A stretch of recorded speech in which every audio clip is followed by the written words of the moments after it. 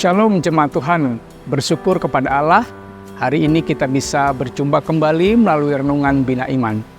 Bina Iman kali ini mengambil tema berdoa untuk semua orang yang terambil dalam 1 Timotius pasal yang kedua, ayat yang pertama sampai ke-8. Untuk melandasi firman Tuhan pada renungan kali ini, saya akan membacakan firman Tuhan dalam ayat pertama sampai ketiga dan jemaat Tuhan boleh membaca secara keseluruhan. Demikian firman Tuhan.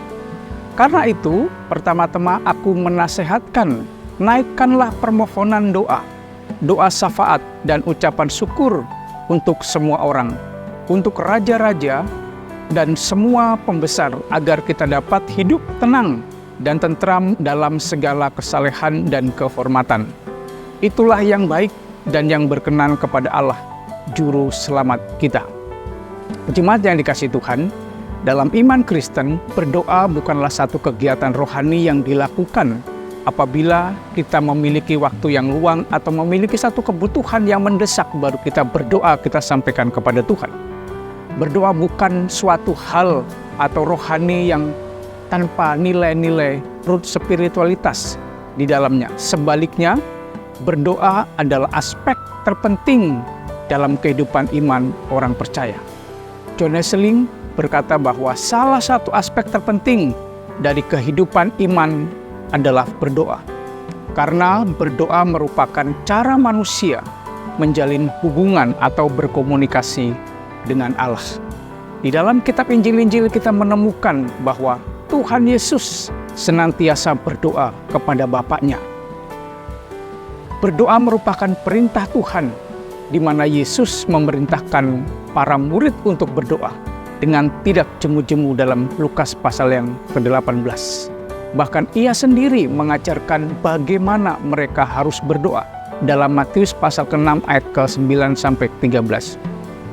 Hal yang sama juga dikatakan oleh Paulus dalam suratnya kepada jemaat Tesalonika. Tetaplah berdoa.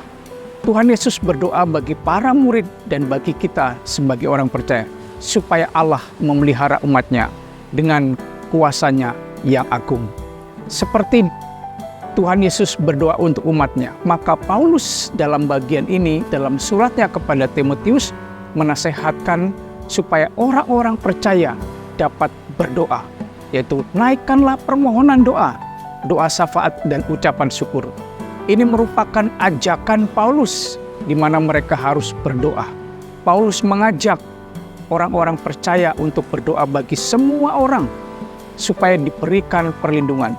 Bahkan dalam bagian ini Paulus juga mengajak mereka untuk menaikkan doa syafaat, di mana doa kepada atau untuk semua orang, yaitu untuk orang lain, para raja, para pembesar, dan orang-orang yang berkuasa, supaya mereka dipakai oleh Tuhan untuk menjalankan roda pemerintahan dengan baik dan takut dengan Allah.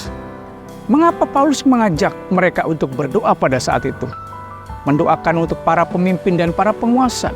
Karena pada saat itu orang-orang Kristen sering mengalami penganiayaan, penindasan dan intimidasi dari para penguasa.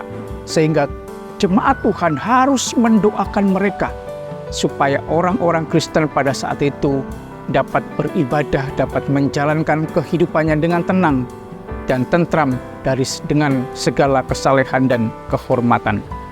Jemaat yang dikasihi Tuhan, Allah itu esa. Keesaan dan kemahakuasaannya tidak dapat dibatasi oleh ruang, tempat, dan waktu. Allah mendengar saat kita berdoa, dan Allah akan menjawab doa kita.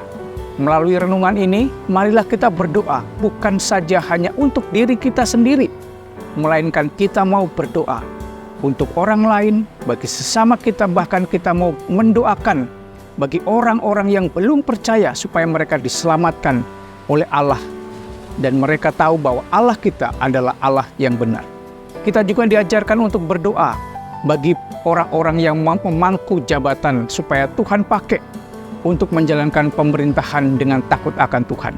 Inilah yang baik dan yang berkenan kepada Allah dan Juru Selamat kita. Amin.